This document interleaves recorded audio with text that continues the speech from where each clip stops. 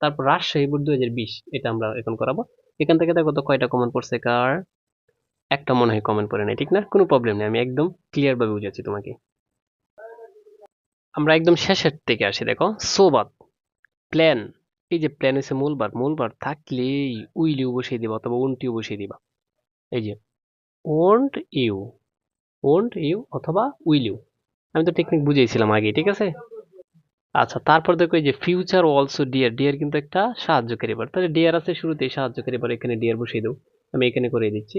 এই যে ডিয়ার, তারপর এর সাথে নট যোগ করো, ডিয়ার। তারপর ফিউচার, ফিউচার হচ্ছে ভবিষ্যৎ, ভবিষ্যৎ কি ব্যক্তি না বস্তু? বস্তু, তার জন্য ইট। তাহলে dear and it, dear and it. তাহলে দুইটা আমাদের শেষ।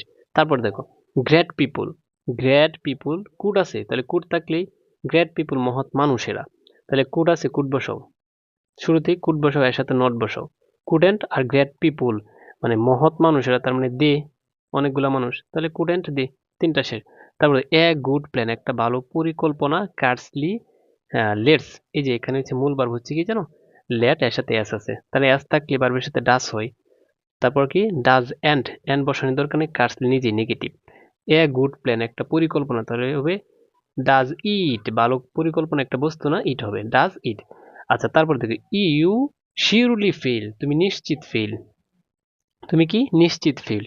তার মানে ফেল ইজ মূল ভার্ব, তাহলে মূল ভার্ব শুধু ভার্বের অনে আছে ডো লিখো, তার ডোর সাথে নট যোগ করো, ডোন্ট, তার ইউ ইউ, শিওরলি বসানোর দরকার নেই, তাহলে ডোন্ট ইউ।